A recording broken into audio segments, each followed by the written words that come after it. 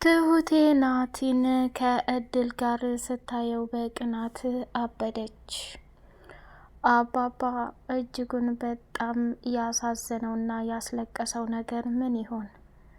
ተመስገን ትሁትን በተደጋጋሚ የልጄ እናት ነሽ፣ የመጀመሪያ ነሽ፣ እኔ የድሮ ተመስገን አይደለሁም፣ ተለውጫለሁ፣ ላግባሽና በክብር ኑሪ፣ ቤተሰቦችሽን በሙሉ ይቅር ብያለሁ እያለ በተደጋጋሚ ሲለምናትና ሲለማመጣት የነበረችው ጠጋብተኛ ናቲ እያለች አሁን ላይ ናቲ ተቀይሮባትና ወደ አውሬነት ተመስሎባት ሲመጣ ተመስገንን እንደገና ልቧ መረጠና እየተቁላላችና እየተቸገረች ትገኛለች። አባባ በተመስገን ጥረት ሚስቱን ለማግኘት አለችበት ቦታ ላይ ተመስገን እንዲመጣ ካደረገው በኋላ መጀመሪያ ላይ የአባባ ሚስት ለ12 ዓመት የመኪና አደጋ ደርሶባት የዛ ሀገር ሰዎችና እንዲሁም ደግሞ እድል የምትባል ልጅ በ4 ዓመቷ አብራ ከሷ ጋር አድጋ እንደ እናትና እንደ ቤተሰብ ዋጋና መስዋዕትነት ከፍላላት ከሷ ውጭ ማንንም እንደማትፈልግና ቤተሰቦቿ ለረጅም ጊዜ ጠፍተውባት የት እንዳሉ የማታውቃቸው ምስኪኖች እነሱንም ሁሉ ሳትፈልግ ህይወቷን በሙሉ ከአባባ ሚስት አድርጋ መኖር ጀመረች። የአባባ ሚስት እንግዲህ የድሮ ትውስታዋን በሙሉ ከሳተች በኋላ የዕለቱን ትውስታዋን በፍጹም አልሳተችም። ሆኖም ግን እጅግ በጣም በሚገርም ሁኔታ ከዛ ቤት ላይ ለቀው ወደ ጸበል ቦታ ላይ እንዲሄዱ ያደረገው ናቲ እና የናቲ እናት አለሜ መሆናቸው ይታወቃል። ተመስገን እንግዲህ አባባን ለማስደሰትና ቃል ስለገባለት እንዲሁም ደግሞ ለመጀመሪያ ጊዜ ክፉና መጥፎ ሆኖ ሲሰራ በነበረበት ጊዜ አባባ ትሁትንም ስለሚያስቸግራት እሱንም በተደጋጋሚ ከናቲ ማነው ከካሌብ ጀምሮ ሲፈታተናቸው የነበረ ሰው ነው። አሁን ላይ ግን በሚገርምና በሚደንቅ ሁኔታ ራሱንና ማንነቱን ወደ መልካምና ጥሩ ተቀይሮ ሲመጣ አባባ ምንም ፊት ሳይነሳው ከልጁ በላይ አቀረበው፣ ወደደው። ትሁቴ አሁን ቅናት እያቃጠላት ያለው አባዬ ለምን ተመስገንን ይወደዋል? ለምን ያከብረዋል? ናቲንስ እንዴት አይወድልኝም? እያለች በጣም ጥያቄና ኔጌቲቭ ነገር እያሰበች ነው። አባባ ደግሞ ስሚ ትሁት፣ ቤቴ ፈጣሪ ነው። እኔ በቤቴ ማናቸውንም አልከለክልም። ችግሩ በእጄ የበላ የጠጣ ዙሮ ሲከዳኝ ስሜቱ ከባድ ነው። ስለዚህ እኔ ልጅ አንቺም የፈለግሽውን ነገር መርጠሽና ወስነሽ መሄድ ትችያለሽ ብሎ አላት። አባዬ እንደ እውነት እንደ ልጅ ብትወደኝና ብታስበኝ ኖሮ የተፈጠረውን ነገር በሙሉ እያንዳንዱ ወደ መልካምና ጥሩ ነገር እንድቀይር ትተባበረኝ ነበር። ይሄ እኮ የህይወት ጉዳይ ነው አላት። ትሁት በተደጋጋሚ እኔ ነግሬሻለሁ፣ ወደድሽም ጠላሽም የራስሽን ህይወት ለመኖር በጣም ማሰብና ችሎታ እንደሚያስፈልግሽ ወቂ ብሎ የመጨረሻ ንግግሩን ሲያስቀምጥላት አባባ በናቲ እንደተቀየመና ናቲን እንደጠላው ተረዳች።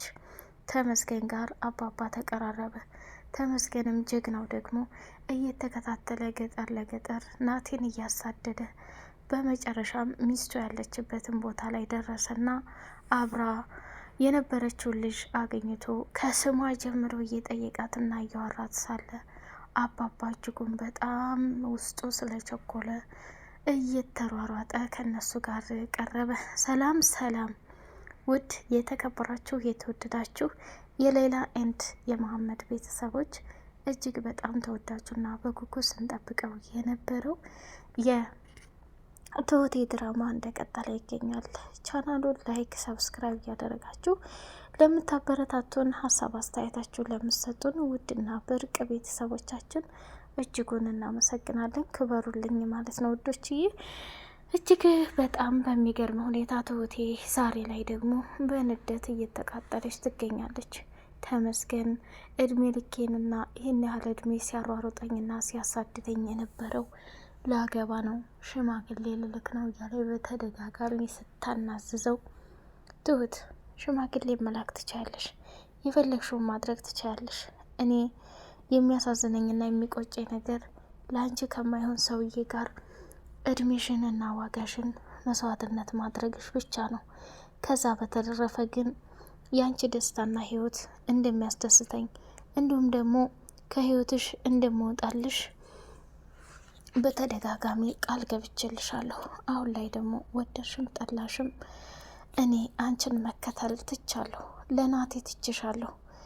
ናቴ የሚፈልገውን ነገር አድርጎ አንቺን እንደማይፈልግሽ አሁኑ ልንገርሽ። ሽማግሌ ከመላክሽ በፊት ከልጁ ጋር መጀመሪያ ተግባቢ፣ ወስኒ ብሎ አስረዳት ማለት ነው። ተመስገን የራሱን ህይወት ለመኖር ወሰነ። ትሁትም እንግዲህ በቅናት እያበደች እና እየተቃጠለች ከተመስገን ጋር ያሳለፈቻቸውን ጊዜያቶች በሙሉ ማስታወስና መቃኘት ጀመረች። አባባና ተመስገን ወደ ካፌ ሄደው አባዬ ይገርመሃል፣ ከቤታቸው አውጥቶ ጸበል ቤተ ክርስቲያን ያስቀመጣቸው እሱ ነው። በተደጋጋሚ እየሄደ ልጅቱን እንደሚያሳድዳትና ገንዘብ እንደሚሰጣት ጭምር ወደዚህ እኛ እንዳናመጣት ብዙ ነገር እየደከመ ያለው ናቲ ነው። ይሄ ተንኮለኛ። አንዴ ለመጨረሻ ጊዜ ልንገርህ፣ ልጅቱን አግኝቻታለሁ። ከልጅቱ ጋር ከተግባባን በኋላ ነው ሚስትህን ማግኘት የምትችለው። ምክንያቱም የበፊቱን ትውስታ እረስታለች። ከኛ ይልቅ ልጅቱ ታስፈልገናለች። አባዬ እውነት ለመናገር በአይንህ እስከምታይ ድረስ በጣም ቸኩያለሁ። ስለዚህ ወደድክም ጠላህም ነገ በጧት ማንም ሳያስጠጣብህ ስራ ልሄድ ነው ብለህ አክት አድርገህ በቃ ወደ ስራ እንደምትሄድ አስመስለህ እዛ ቦታ ላይ ናና ልጅቱ ጋር እንነጋገር ብሎ አለው። አባባ በጣም ደስ አለው። ለትሁትም ቢሆን እንዳትናገር አባዬ፣ ለትሁት ከነገርካት ሩጣ ሄዳ ለናቲ ነው የምትናገረው። እኔ እናንተ ያወራናቸው በሙሉ ከትሁትና ከናቲ ሳይደርስ የቀረበት አንድም ወሬ የለም። ስለዚህ ይህንን እንኳን እስኪ እነሱ ሳያውቁ እኛ ታሪክ እንስራ። አየህ አባዬ፣ ትሁትን እንደምትወዳትና እንደምታከብራት አውቃለሁ፣ ግን ለናቲ ስለምትናገር ሁሉንም ነገር የሚያበላሸው እሱ ስለሆነ ይሄ ነገር ይቅርብን ብሎ ሲለው፣ አታስብ የኔ ልጅ፣ ምንም ቢሆን ለትሁትም ሆነ ለናቲም ይሄን ነገር አልናገርም ብሎ ወሰነ። አባባም ወደ መኝታ ክፍሉ አረፍ ካለ በኋላ ትሁትም ቁጭ ብላ ቡና ፈላልታ ነበርና ተመስገንን ጠራችው። ወይ ጉድ! ትሁት ሚስትህ በህይወት አለች፣ አገኛታለሁኝ እና ትገናኛላችሁ ብለሽ እስካሁን ድረስ ስታወሪ ነበር። መጨረሻ ላይ እርግፍ አድርገሽ ታውሽው ነው እስከ ዛሬ እኔን ካጃጃልሽኝና እኔን ልቤን ተነካሽኝ በኋላ ምንም ነገር የለም። ቆይ ምንድን ነው ነገሩ? ወይ ጊዜ መቀየር ብሎ አባባ በጣም ከፋውና ለማልቀስ ፈለገ። አባዬ ተረጋጋ፣ ጊዜና ሰዓቱ ሲደርስ ሁሉንም የምታየው ይሆናል ብሎ ተመስገን ተናገረ። ትሁትም ቡናውን አፈላችና ለናቲ ሰጠችው። አባባም ቀጥል ለረር እያለ መናደር ጀመረ። ተመስገንና አባባ ወደ ውጭ ወጥተው ማውራት ጀመሩ። ተመስገን ከአባባ ጋር እያወራ ሳለ ናቲ መጣና አሁንም ስለ ሽምግልናና ስለ ሰርግ ለማውራት ሞከረ። ተመስገን ይናደድልኛል ብሎ፣ ስማ ለአንዴና ለመጨረሻ ጊዜ ልንገርህ፣ እኔ አሁን ከምልህ በላይ ትዕግስቴ በጣም አልቋል። ትዕግስቴን አትፈታተነኝ፣ ነገርም አትፈልገኝ። በቃ ሽማግሌ መላክ ካለብህ ማድረግ ካለብህ ከእሷና ከራስ ጋር ተወያዩ። እኔ እዚህ እየመጣህ የምትናገረው የምታወራውን ሁሉ እየሰማሁ እንደምናደድ አድርገህ ነው እንደምታስበው። እኔ አንድን ሰው ከወደድኩ ነው፣ ከጠላሁ ደግሞ ለሰው ብዬ እልክ የምገባ ሰው አይደለሁም። ትሁትን ትቻታለሁ፣ እንደፈለግ ማድረግ ትችላለህ ብሎ ተመስገንም በድጋሚ ሲነግርለት አባባን ፈጠጥ ብሎ ማየት ጀመረ። ተመስገንን ከዛ ቦታ ሂድ፣ በቃ አንተ ወደ መጣበት ሂድ፣ አታስፈልገኝም ብሎ አባባ ተናገረው። ትሁትም ደግሞ እንዴት እንደዚህ ትለዋለህ? ትሁት ስነ ስርዓት ያዥ እንጂ ምን ነው በጣም እየተቀየርሽና እየተለወጥሽ ነው። ቆይ ይሄ ልጅ እዚህ እኔና አንቺ ጋር ማውራቱ ሳያንስ ሽማግሌ ሆነኝ አትሆነኝ እያለ ሲጨቃጭቅ የነበረው ከባድና አደገኛ ሰው ጭራሽ ልጁን ለማናደድ እሱ ፊት እየመጣ ስሬ ያወራል እንዴ? በቃ መላክ ካለበት ይላክ። 10 ጊዜ ስለዚህ ጉዳይ ባያወራ በጣም ደስ ይለኛል። ከዚህ በላይ እኔን ሰላሜ እንድነሱኝ አልፈልግም አለ አባባ ማለት ነው። በጣም ይገርማል። ናቲ እንግዲህ ራሱን ስሙንና ማንነቱን ደብቆ ተመስገንን ክፉና መጥፎ ሰው ለማስባል ራሱ ናቲ ስሙን ተመስገን ብሎ ነው ከልጅቱ ጋር የቀረባት። እድልም ደግሞ ለተመስገን ተመስገን ብሎ ነው የቀረበኝ።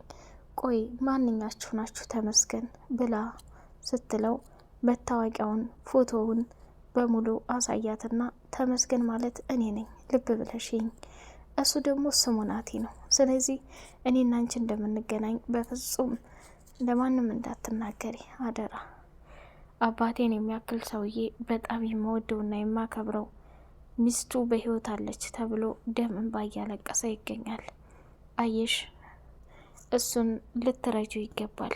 እኔ እኮ ያለማየ መኖር አልፈልግም። ቤተሰቦች የት እንዳሉ አላቅም፣ ግን አዲስ አበባ ውስጥ እንደሆኑ ተነግሮኛል። ስለዚህ እዋክህ በፈጠረህ እውነታውን እንድነግረኝ እፈልጋለሁኝ ብላ አለችው። ስሚ እማዬን ከአንቺ በላይ ማንም ሊያውቃት የሚችል ሰው የለም። አንቺም ቢሆን ከነአባዬ ጋር አብረሽ ትኖሪያለሽ፣ ከነማዬ ጋር አብረሽ ትኖሪያለሽ፣ ከእኛ ጋር አብረን እንሄዳለን። ምንም የሚያጋጥምሽ እና የሚቸግርሽ ነገር የለም። በጣም ነው ማመሰግነው። አሁን አባዬ እየመጣ ስለሆነ እማዬ ያለችበትን ቦታ መናገር አለብሽ። በቃ ማቀራረብ አለብሽ። አሁን እማዬ አይምሮዋም ሁሉም ነገር ስለረሳች ባሏ እንደሆነ በተደጋጋሚ መናገር አለብሽ ብሎ አስጠነቀቃት። ውድ የተከበራችሁ የሌላ መሐመድ ቤተሰቦች ቻናሉን ላይክ፣ ሰብስክራይብ እያደረጋችሁ ለምታበረታቱን በጣም እናመሰግናለን። በቀጣይ ፓርት በጉጉት እስከምንገናኝ ሰላም አለይኩም ወራህመቱላሂ ወበረካቱ።